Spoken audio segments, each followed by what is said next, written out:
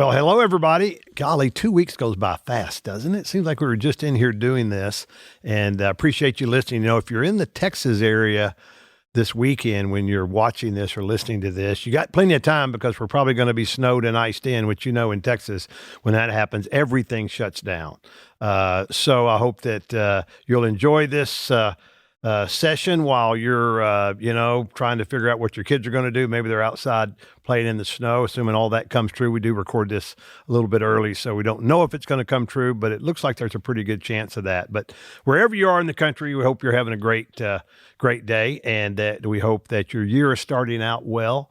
And that even though we're getting close to the end of January, I hope you haven't given up on your resolutions yet. You know, a lot of people say that our New Year's resolutions are gone by the end of January, but I'm believing that Allie's audience isn't like that they're staying with what they've committed to. And that if you remember on the last session, I encourage you to come up with one word. What's your word for the year? My word is peace. And I just would be interested to hearing from y'all, which I heard a lot of you on the comments from last show, what your word is. And well, those were some great ones. So thank you for doing that. I really appreciate that. And again, thank you for supporting Allie and all that she's doing. She's busy. In fact, she's out of town this weekend speaking at a conference and, just again, trying to talk about how you intersect culture, faith, and politics. And all of those things have some intertwinement in them, and they do have effects on each other. And Allie's been a great voice to talk about that from a biblical worldview. We're going to talk about a few things today, and some of it's kind of history. I want you to understand some of the things that are going on out there. One of those is you've heard a lot of talk about the Insurrection Act, that President Trump might impose the Insurrection Act. And well, let's first take a little history lesson, if you'll go with me down memory lane, so to speak, and talk about what the Insurrection Act, how it came about, what it really is. Actually, before the Insurrection Act in 1792, the first president of the United States, George Washington, used what amounts to what is allowed under the Insurrection Act, and he used it to actually under the Militia Acts at the time, to be able to squell the Whiskey Rebellion. I believe it was going on in Pennsylvania primarily, that people that were producing whiskey, there was a tax on that, and they were protesting or unwilling to pay the tax. And so he called up the militia, the military at the time, to make sure that they obeyed that federal law. Now, you can disagree with the law. That's totally what we should do. But we don't have the ability to disobey the law. Disagreeing and disobeying are two different things. When we disagree with the law, we make ourselves known, but we also go about the proper channels to change the law, and that would be through our elected officials. When we disobey the law, we're not really trying to change the law. We're just not willing to abide by the law. And there's a big difference between disagreement and disobedience, all right? Now, in 1807, if you will remember some of your old American history, there was a presidential election actually in 1806. And in 1806, President Thomas Jefferson became our third president of the United States. And the way they did it back then is that whoever came in second place in the presidential voting was the vice president. And if you remember that election of Thomas Jefferson, the first election of him, there was very contentious. In fact, it had to go to the House of Representatives, because if there is a electoral vote tie, the House of Representatives breaks the tie and decide who's going to be president. And it was very contentious over several days. They had multiple votes. And finally, Thomas Jefferson was elected our third president, just barely over Vice President Aaron Burr. So they really weren't buddies, right? It's not like we do now with Donald Trump and J.D. Vance, where Trump picked his running mate, and how that's gone on now for multiple generations. It was the guy that got second place was the vice president. And so they had a clash right off the bat.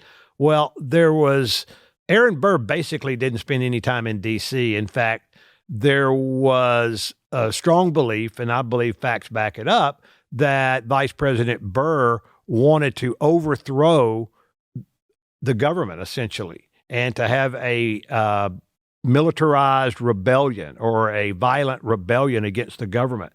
And so Congress, hearing of this, got together and passed what's called the Insurrection Act. Because one of the things that our country was set up on is not having our military be our police force.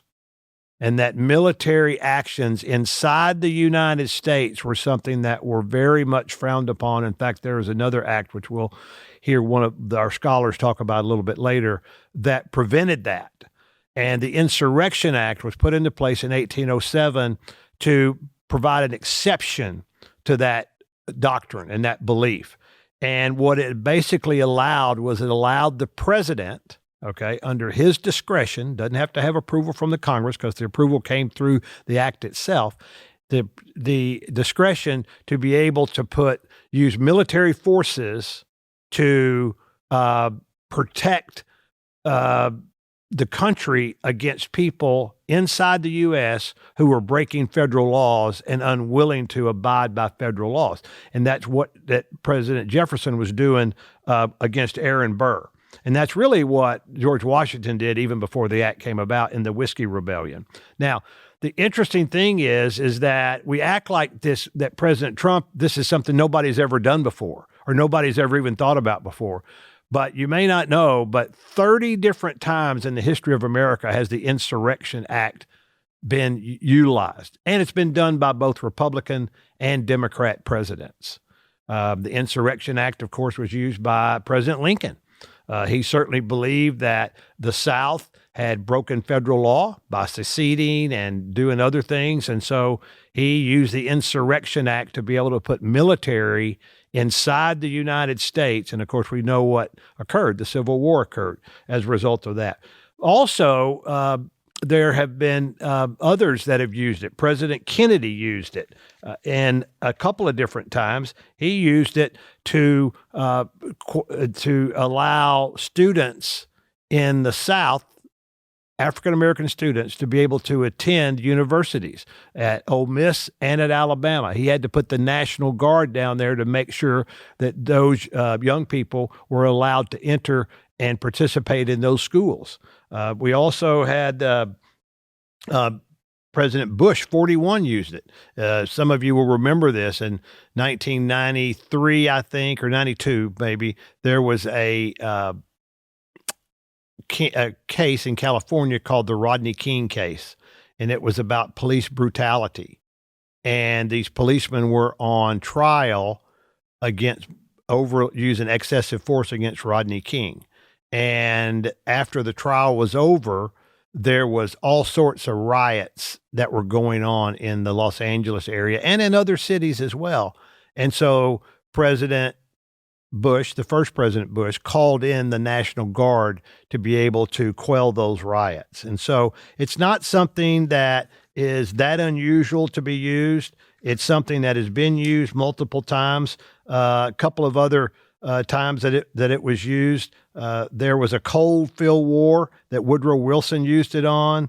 Dwight Eisenhower used it. I was born and grew up in Arkansas, and I remember reading about this in my history books. And when they were trying to integrate public schools in Arkansas, Central High School in Little Rock, Dwight Eisenhower had to send the National Guard down there to make sure that happened because the governor at the time wasn't willing to allow integration. Same thing we talked about with the schools and whether. Lyndon Johnson actually used it 3 different times. He used it for some riots that were going on in Detroit, which they probably called them protests back then, just like they called the Minneapolis stuff with ICE protests. Those are actually riots, in my opinion. And then also after the MLK assassination, Martin Luther King assassination, there was a lot of unrest in D.C., Chicago, and Baltimore. In order for that to be calmed down and to come back to be peaceful, we had President Johnson had to send the National Guard in. So it's not really something yes, it hasn't been used a lot, but it has been used 30 different times. So it's not like it's something that's never been used before. And, what is it going to look like if President Trump used it in Minnesota? Now, remember, he's not going to use it to go find illegals. He's going to use it to protect the federal law enforcement people, the ICE that are already there. And I would absolutely encourage him to be able to do that. In fact, let's put up, we have a statement from President Trump on Truth Social that we're going to put up on the screen now. And I'll just read that for those of you that are listening to this. If the corrupt politicians of Minnesota don't obey the law and stop the professional agitators and insurrections from attacking the patriots of ICE, they're only trying to do their job. I will institute the Insurrection Act, which many presidents have done before me, which we just talked about, and quickly put an end to the travesty that is taking place in that once great state. So, I mean, he's made it pretty simple, and I 100% agree with him. In fact, Kristi Noem said in an interview that she spoke to the president about the Insurrection Act, and this is what she comments on it on this SOT 1. I discussed with the president this morning several things that we are dealing with under the department and different operations. We did discuss the Insurrection Act. He certainly has the constitutional authority to utilize that. My hope is that this leadership team in Minnesota will start to work with us to get criminals off the streets. Remember, we are there in surged operations because of the largest fraud scheme in American history. Yeah, let's don't forget kind of how this got started in Minnesota. And I know that Allie had episode came out this week that you probably have already listened to about what happened at the church. But even before all that, it's because of the huge fraud scheme that went on in the Somalian community there. And ICE is just in there doing their job. And I appreciate what Secretary Noem has said, as well as what President Trump is willing to do. We have to have order in our country. And if it takes us putting in the military, National Guard to protect our federal officers, then I 100% support that. Chad Wolf, who is the American First Policy Institute's chair of Homeland Security and Immigration, which is a think tank in Washington, says this about what's going on. The situation on the ground in Minnesota continues to grow violent, with ICE officers being targeted and injured, as well as other violent acts, and Governor Walz and Mayor Fry continue to restrict local law enforcement. You just can't do that from doing their job, and they're encouraging their residents to resist ICE. That is a definition of insurrection. When you encourage people to break federal laws, that in itself is a definition. So they actually, Governor Walz and Mayor Fry are making the case even stronger for President Trump to be able to use that. So we'll see what happens in that.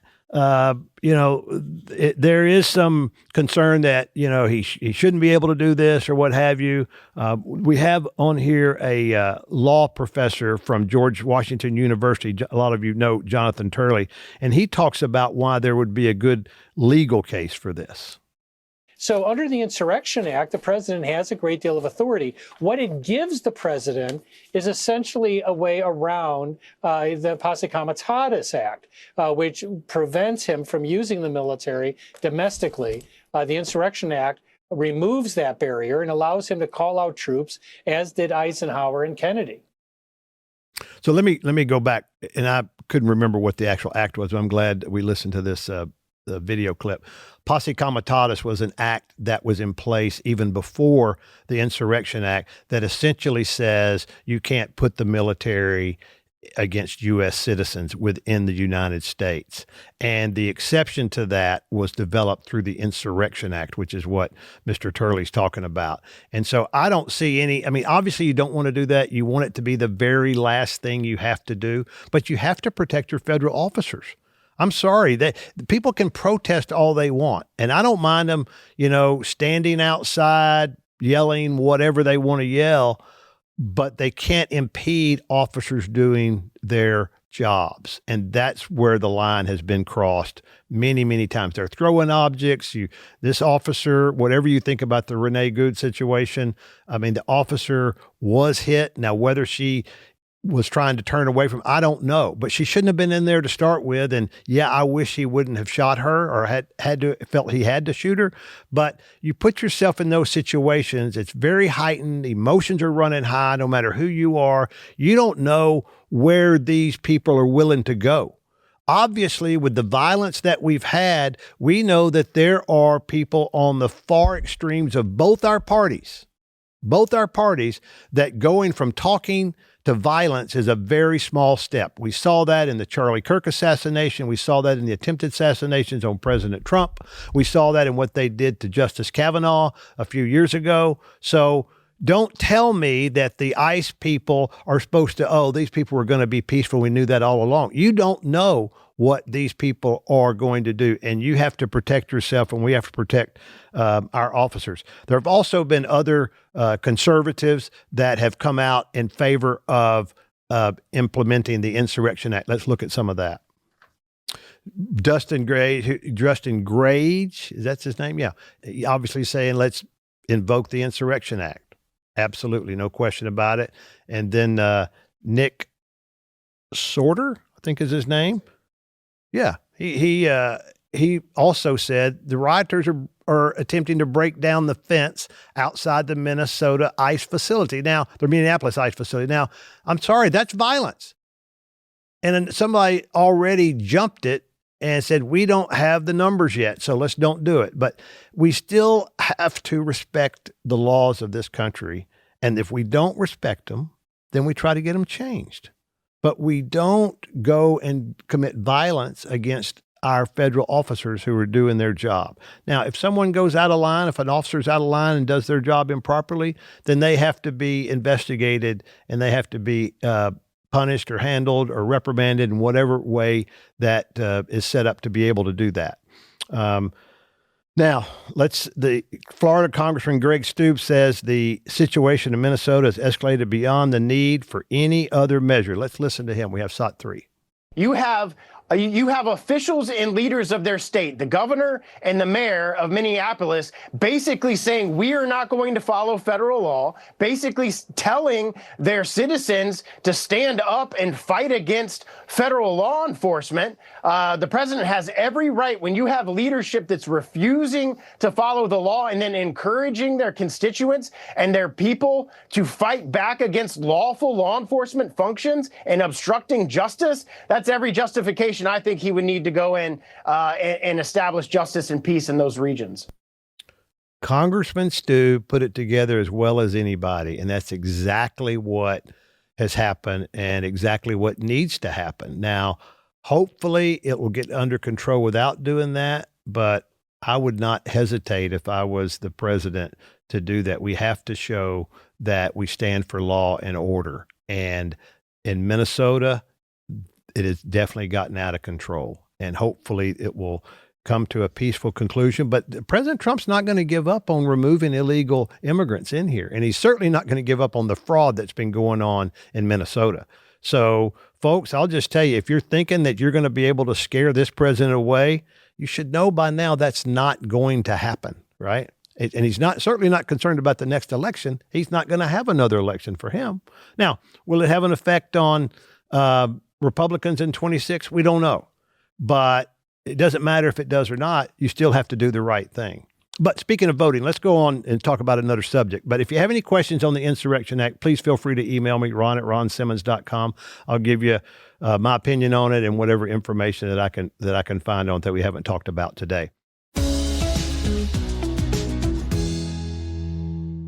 Quick break from that amazing episode with my dad to tell you about Good Ranchers. Y'all, I love Good Ranchers so much. And maybe you're sitting there on a Saturday, maybe you're in the middle of a winter storm and you're like, I would love a good hamburger right now, because who doesn't love a hamburger when it's freezing outside? And you're like, I'm really sad because I don't have any meat in my freezer. But if you had ordered Good Ranchers when I told you to, one time in the last 5 years, you would probably have Good Ranchers in your freezer. I've got a whole freezer full of Good Ranchers. So when I'm stuck in a winter storm, I know that I've got seafood, I've got better than organic chicken, I've got all different cuts of steak, and I've got ground beef. I know that at least that part of my meal for my family is accounted for. And I love that it's high quality, all American Good Ranchers meat that is supporting American farms and ranches. Plus, a portion of their profits are donated to paralyzed veterans of America. So important. Go to goodranchers.com, use code Allie. You'll get $25 off your first order. Goodranchers.com, code Allie.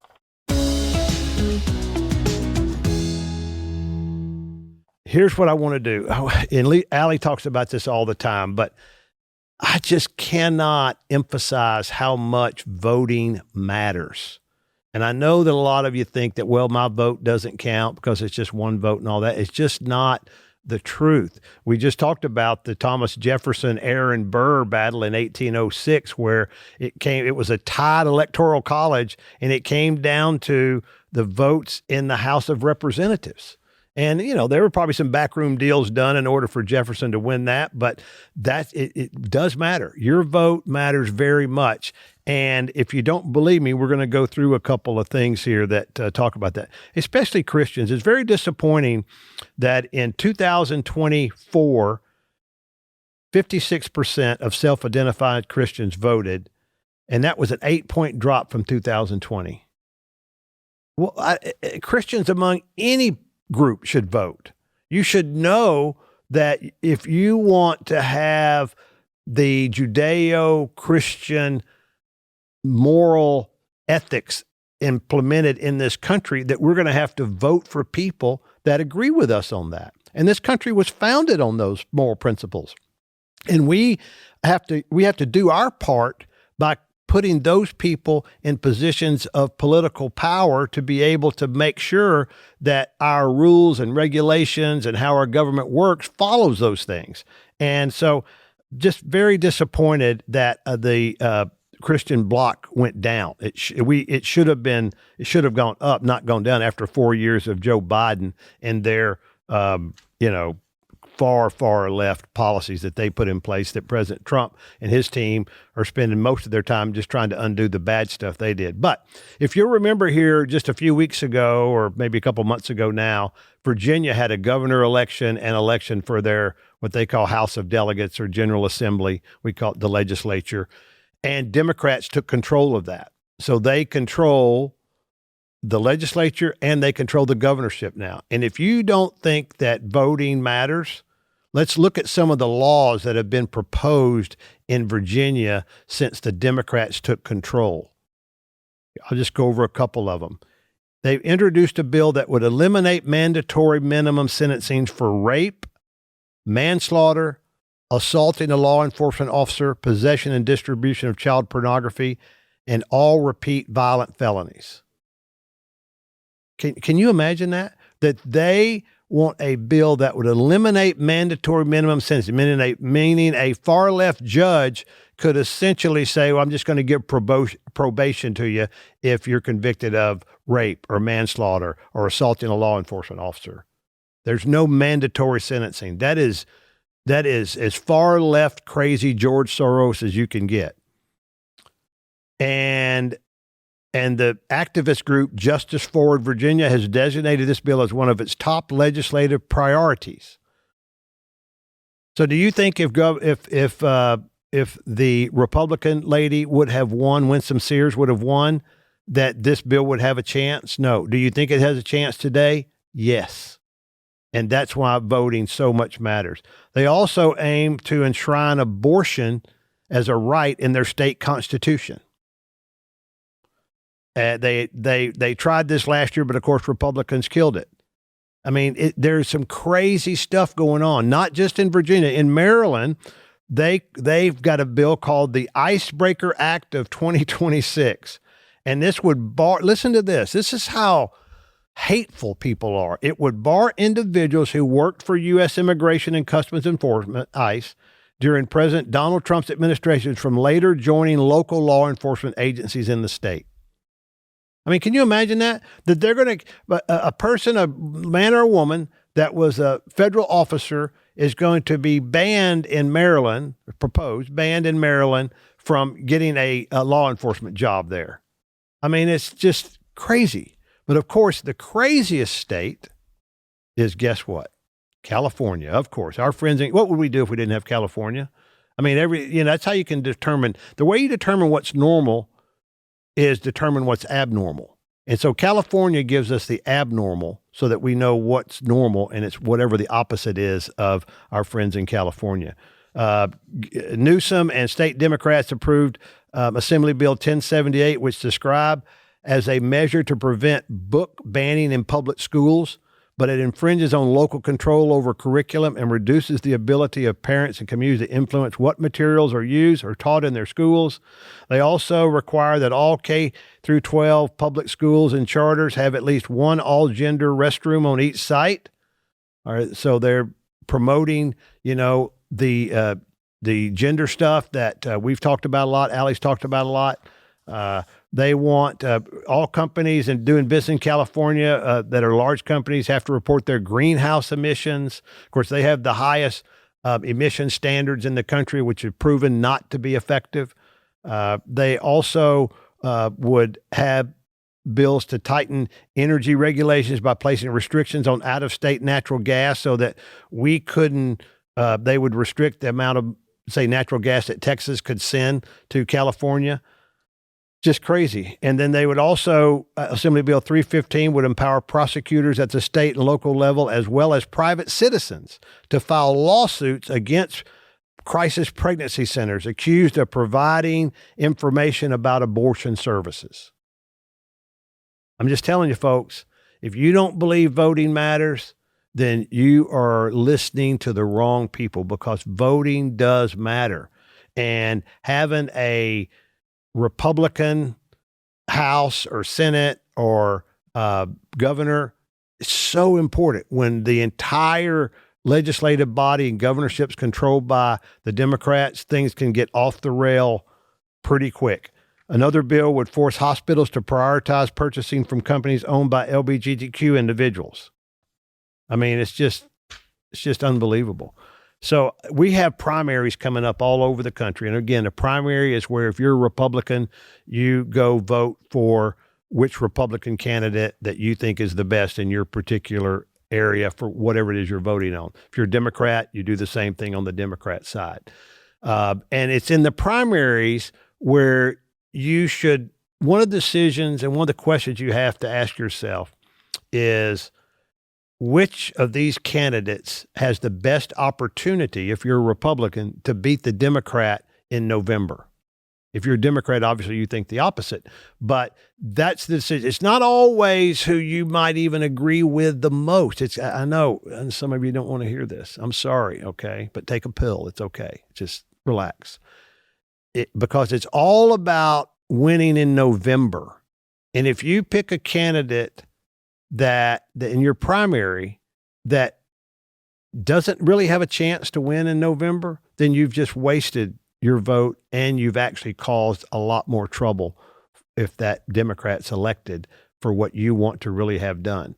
We have to elect people in our primaries that obviously have our value system. We may not agree with them on 100% of every little detail of everything, but they have our value system and they can win in November. Somebody could have our value system, but just be a bad candidate, that there's no way they're going to win, right?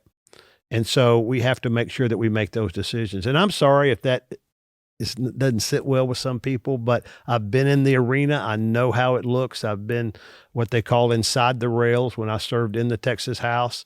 And I saw some people who I probably agreed with on 90-something% of the things, policy issues, but they were so ineffective as far as being able to really help us get all the right things done that probably they shouldn't have been in there.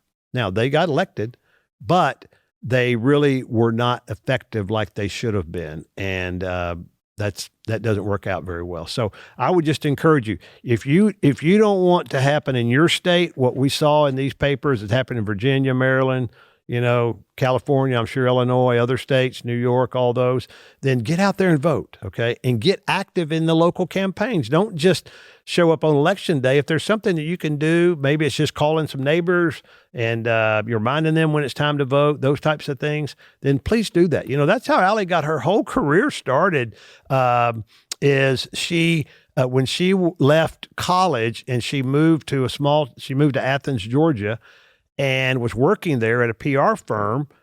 It was during the 2015-16 election cycle. And she noticed that most of her friends her age, which she would have been in her early 20s at the time, weren't interested in voting at all. They just, they were sorority doing whatever they were doing. So she called around to all the sororities at the University of Georgia and said, can I come talk to your chapter about why it's important to vote? She wasn't there to tell them who to vote for, although obviously she was conservative. She, by that time, named herself the conservative millennial, but why it was important. And so that's how she got engaged.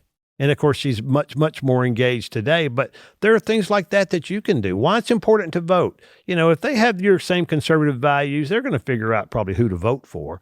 But getting them off the couch, I mean, only 56% of self-identified Christians voted in 2024. That's ridiculous. It ought to be, 90-something%. So if you just get everybody in your church to vote, then I promise you that we'll have big conservative victories. So anyway, let's move on, talk a little bit about something that's going to be pretty fun. Let's talk about,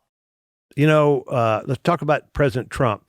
It was 1 year ago this week that he was inaugurated. Now, I don't know about you, but that guy's so busy, it feels like 4 years to me already, doesn't it to you? And that's not a negative. It's just, they've been busy and been doing a lot of things. And of course, the media has been, hating on him almost every step of the way, but he's undeterred. And I thought it was pretty cool to take a look back at what's happened this year. But before we do that, let's kind of go back and remember what happened a year ago this past week on SOT 4. Please raise your right hand and repeat after me.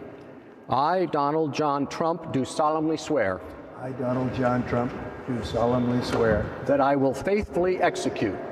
That I will faithfully execute. The office of President of the United States. The office of President of the United States. And will, to the best of my ability.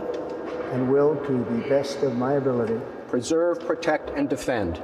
Preserve, protect, and defend. The Constitution of the United States. The Constitution of the United States. So help me God. So help me God. Congratulations, Mr. President.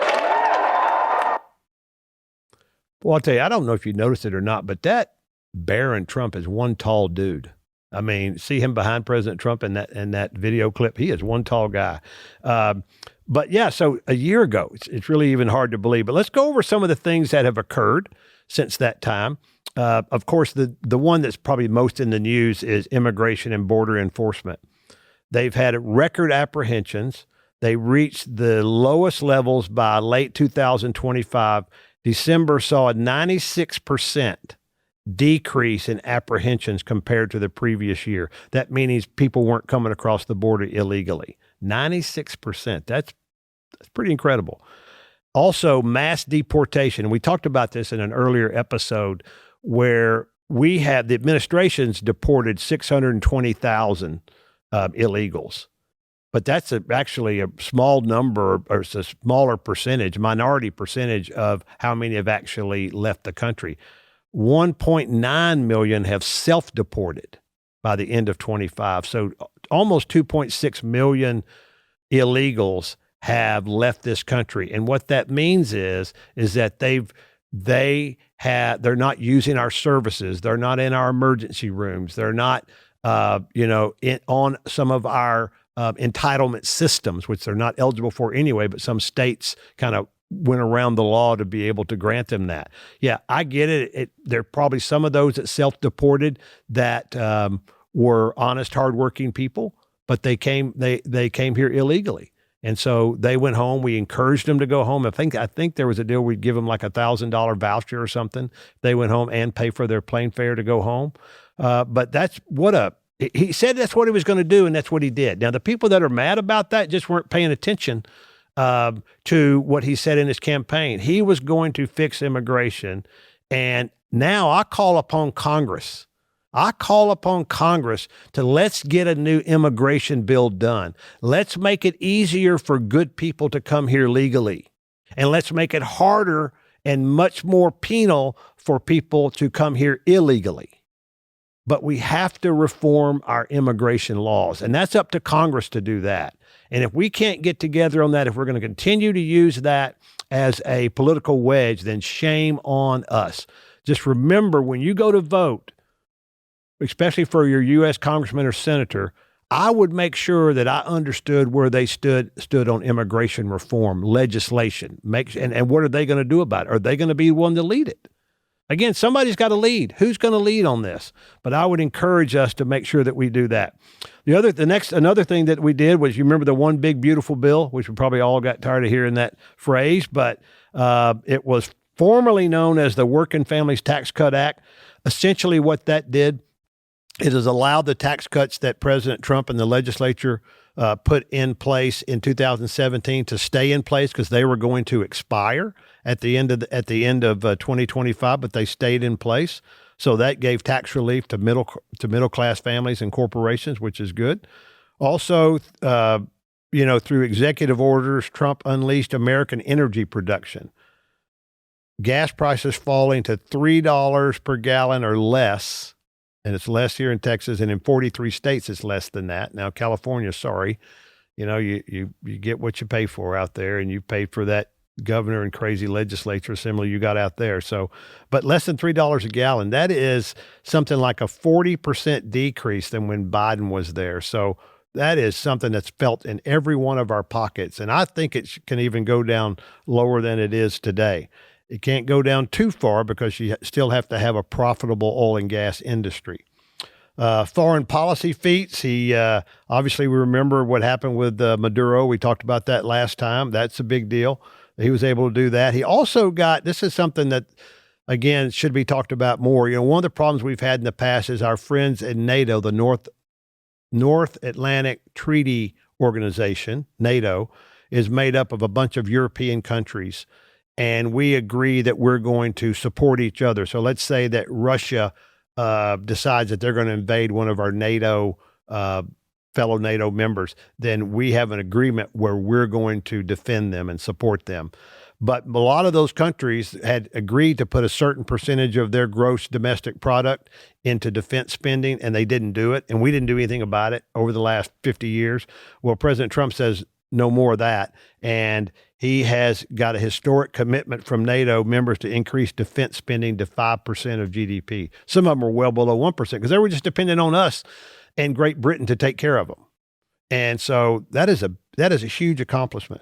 Also, we've gotten ceasefires, a framework between Israel and Hamas, and leading to the release of all the living Israeli hostages.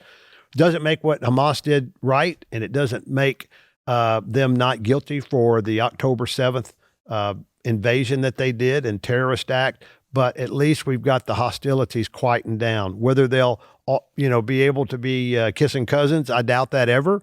But we did go in there and get the hostages released, and a lot of the bodies of the people that passed away, we got those released as well. We also did some other things. I had some other notes on that we. Oh yeah, I got those right here. That we did on the international scene. Is that we brokered the ceasefire in multiple conflicts, the Armenia as Azerbaijan war, the India-Pakistan, and the Ukraine-Russian frameworks. We've worked on those. Now, we certainly don't have the Russia-Ukraine thing finished yet, but we've done a lot of work on that, and hopefully we're moving towards that. Also, in part of the big beautiful bill, which I forgot to mention, was no tax on tips. Those of you that work in that tip economy, that's got to be a big plus for you. Especially now, since every time you go into any store, I swear pretty soon the grocery store, when you get to pay, they're going to say, do you want a tip? It really bothers me, all that tipping for no service. But for service, I'm a big tipper. But no service, I'm sorry. I've gotten to where I just no tip. And it's just a little bit over the top if they're asking for that. And there's tax relief on Social Security benefits. And, of course, we talked about the tax cut package already. We're working on getting health initiative like most favored nation drug pricing to lower cost. And what that means is that some drug companies will sell drugs to Canada at a cheaper price than they sell them to us. And what we're working on is trying to get a most favored nation status, meaning that we'll always get the lowest drug price.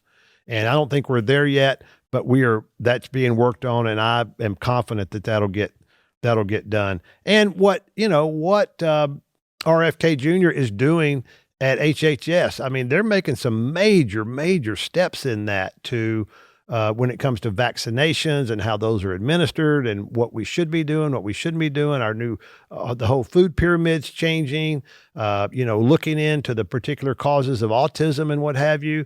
We are doing more in that arena to really try to make America healthy again than we've ever done. What we've been trying to do in the past is really just give out more entitlements, which have proven doesn't make us healthier at all. In fact, we've become a less healthy society over the last 50 years and a more healthy society. But I believe that we're changing that. Another thing that President Trump has done is he has slashed DEI programs, which were nothing but discrimination programs under another name. And I don't care who you discriminate against, it's discrimination. Whether that person's, skin color is different than yours or whether their sex is different than yours, discrimination is discrimination. And when you put one group over another, that's discrimination. He's gotten rid of those programs. And obviously, when DOJ came in, the money that they saved and continue to be after that. I know that Schumer's trying to put a lot of that back in there, but those were billions and billions of dollars of savings. We don't like what happened in the tariffs and things like that. And I get that we don't like that. They have produced revenue for this country. And so they have worked in some ways. I wish we would get to the end of that. And actually, I think you remember me saying, I thought we would have that pretty much settled by the end of last summer. We did not get where I thought we would get, but we're closer. We are closer. Now, this new deal about I'm going to use tariffs to make sure that, we can, control Greenland. Maybe there'll be some of that, but I think most of that is just trying to get them to the negotiating table. But it's been a good year, and I hope it's been a busy year, and I assume the next 3 years are going to be the same way. But President Trump hit the ground running. I just have no idea how that man does all that he does. There's no way he sleeps more than 3 or 4 hours a night because the guy is incredibly busy. And I've got a couple of friends that are cabinet secretaries, and they just both say, and they're much younger than him, say he just runs circles around all of us in his thought process and what he wants to get done. It's like he says, he knows I've got a timeline, so I want to get stuff done. That's so cool to be able to do that. Okay, another quick pause to tell you to subscribe to Blaze TV. If you love Relatable, if you love other shows on the Blaze, then you can see even more of us if you are a Blaze TV subscriber. Maybe you couldn't make it to Share the Arrows last year or the year before. That's completely available to you if you are a subscriber. Plus, everything else from all of the other Blaze TV hosts, like documentaries, debates, all kinds of good stuff. Go to blazetv.com/Allie. When you use code Allie, you'll get $20 off your subscription. blazetv.com/Allie.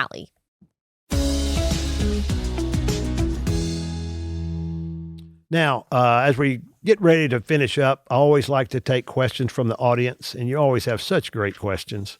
And I just appreciate that so much. I know Allie does as well. And while we can't answer every single question, I do encourage you that if you have something specifically you want me to answer you on privately, then just email me, ron@ronsimmons.com. I've got a few emails in my inbox now that I haven't responded to yet because some of them I just need to think about. I want to talk to Allie about them. I talked to my wife about some of them. But I'll get back to you. And if I haven't gotten back to you and it's been more than a couple of weeks, email me again just to make sure it didn't slip down in my inbox somewhere. But we've got some good questions today. So let's talk about those. We'll go over several of these. Number one is from Blonde Diva. So yeah, everybody's got their own handle names. That's really interesting. Greenland and Trump tweets implying NATO is our enemy. That's kind of alarming. That's her question. Well, again, when President Trump took questions in Davos, he was in Davos, Switzerland, and gave a speech, and he took questions after it. He said unequivocally that he's not going to use force in Greenland. He's not going to do that. We probably won't get anything unless I decide to use excessive strength and force where we would be, frankly, unstoppable. But I won't do that. Okay? Now everyone's saying, oh, good. That's probably the biggest statement I made because people thought I would use force. I don't have to use force. I don't want to use force. I won't use force. All the United States is asking for is a place called Greenland. But what he said is true in that we are best positioned to protect Greenland, and we need Greenland, that location, to be able to help our security as well. And I believe I talked about this before, maybe in the last deal. There's something called the Monroe Doctrine. President James Monroe in 1823, there was essentially an agreement between the United States and at that time primarily Great Britain. And the agreement was that in the Western Hemisphere, which is where we're in, and Greenland sits on the very north part of the Western Hemisphere, that the U.S. would be primarily in charge of helping with security in those particular areas, and that European would not come over and colonize anything else in the Western Hemisphere. And that's why we've been the primary ones that have supported people in Latin America and Central America, now even South America, that's something that we're interested in. And that in Europe, we wouldn't go over there and colonize, which, we don't have any colonies in the European, in the Eastern Hemisphere, in that hemisphere. And so what President Trump is saying, this is part of what we've agreed on. Now, they call it not the Monroe Doctrine, but the Donroe Doctrine, which I think is kind of pretty funny. But I think ultimately what we want to do is be able to have the right type of security presence there.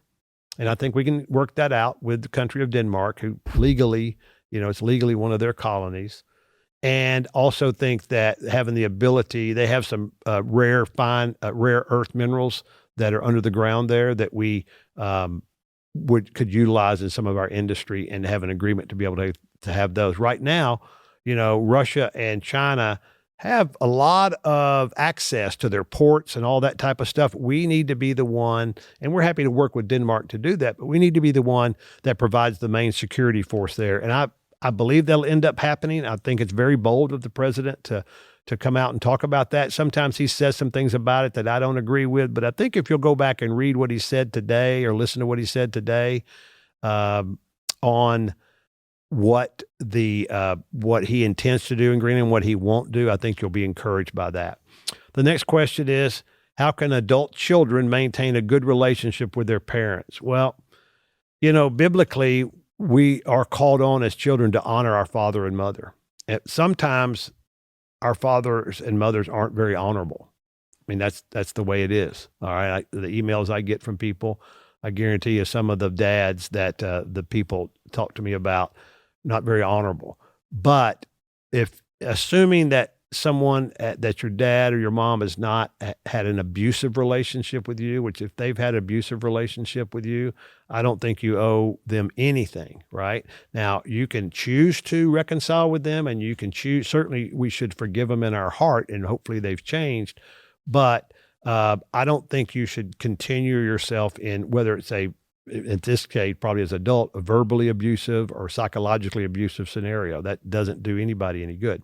But outside of all that, I think the way you maintain a good relationship with your parents is that you remain in contact with them, and you ask them questions that through their experience can provide benefit to you. Don't think you know everything. Don't think you're being an old adult because you don't ask questions and you don't need their help or their advice. That's what they're there for. Let them take their experiences that they've had, that they've gone through. It doesn't mean you're going to follow them, all right? But it means if you have that information from them, that will aid you in making whatever decisions you're making. And I think going out of your way to do things nice for them is important, and to thank them for the things they've done for you in the past. But it takes effort.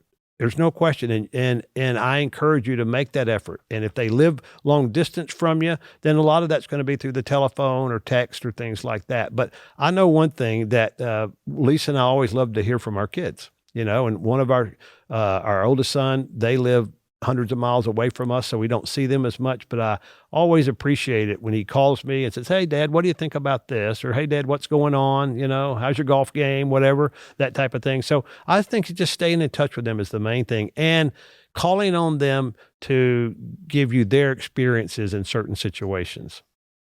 All right, this is a good question here. Thoughts on buying a house versus rent as newlyweds, first-time home buyers at this day and age? I would start out renting if I was you.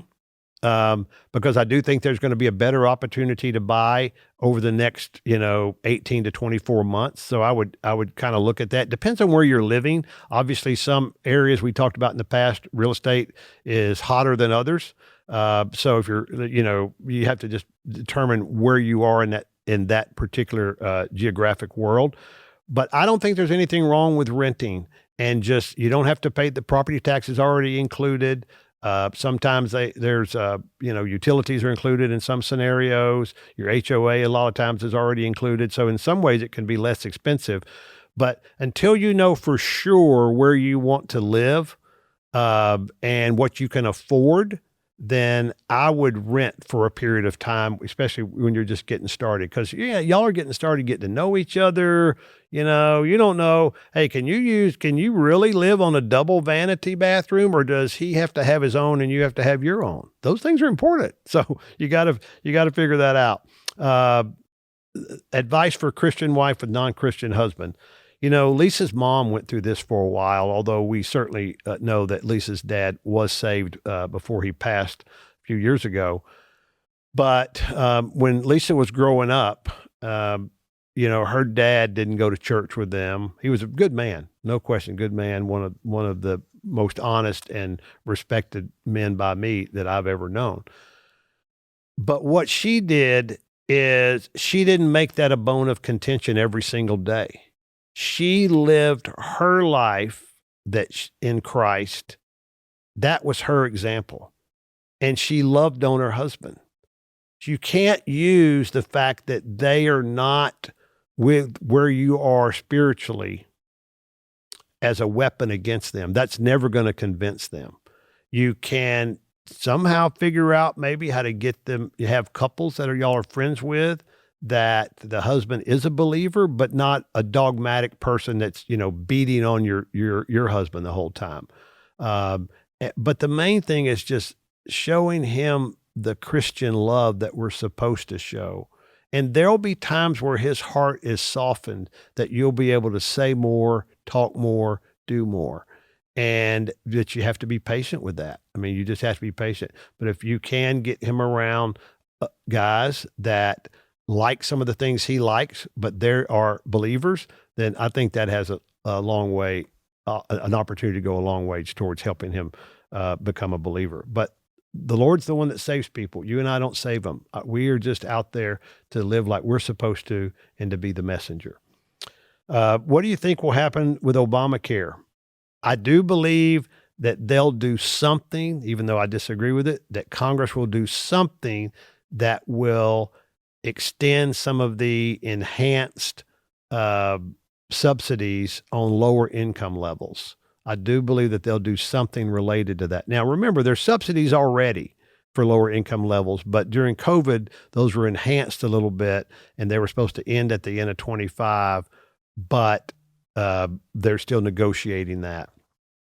The feasibility of going down to one household income to be a stay-at-home mom in this economy. I've talked about this at our house before many times. I think it's what you're called to do. Whatever it is that you're called to do. If you're called to be a stay-at-home mom, if you believe that's something that the Lord wants you to do, okay? And I believe that sometimes people are called to be moms and dads. But like, for example, Allie, she does a great job of balancing all that. She is absolutely called to do what she does with this podcast and other things that she does. But she's also called to be a mom, and she'll tell you she puts mom and being a mom and wife first.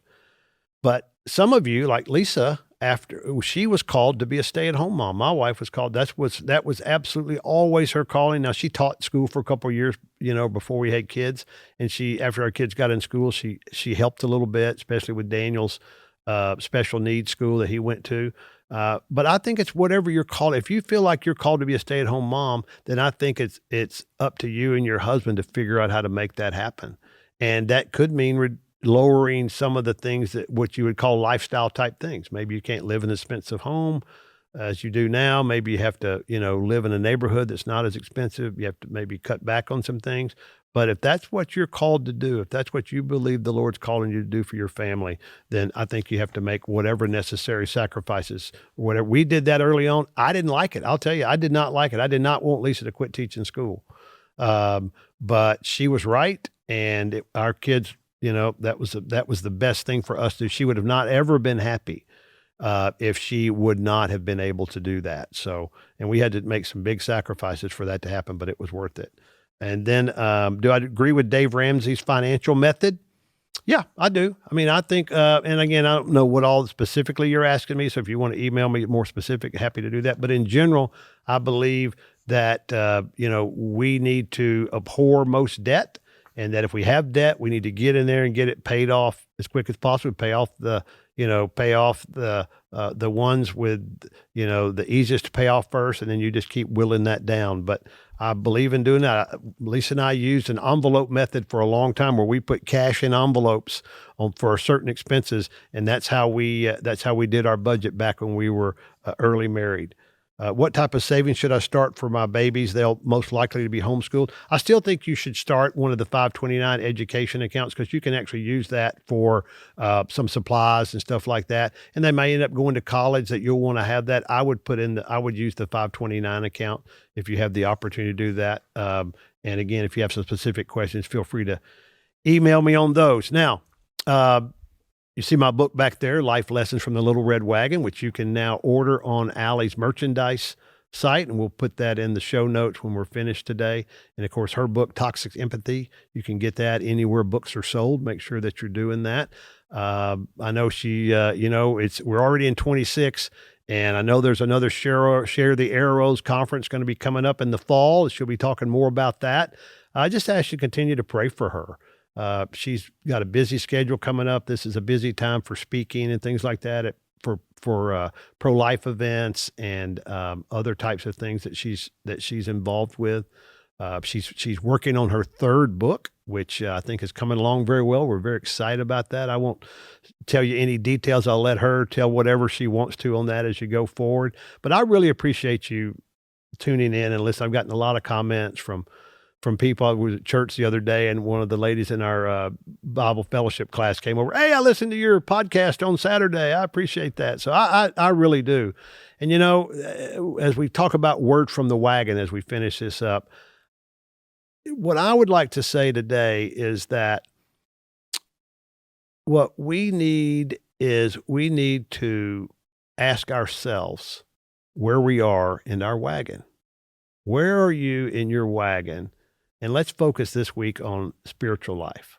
Are you leading your family? Or are you in a position right now where you need somebody else to lead that, where you need some guidance? And maybe that's through books or maybe a mentor or somebody like that. But, there's 4 or 5 different places that you can be in the wagon. You can be on the handle. You can be cargo sitting in the wagon. Sometimes that's where we have to be because we need to be fed. You can be the back wheels, which are just kind of rolling along, not making any decisions other than moving forward. Or you can be the front wheels that helps determine the direction in which you're going. Where are you in your spiritual wagon? I'd encourage you to think about that this week. Thanks for being with us, and we'll look forward to seeing you in a couple of weeks. Don't forget, Allie also puts out a extra episode on the Saturdays that I'm not on. There'll be an episode from the past that Allie's done that you've really liked that will be coming out. Have a good night.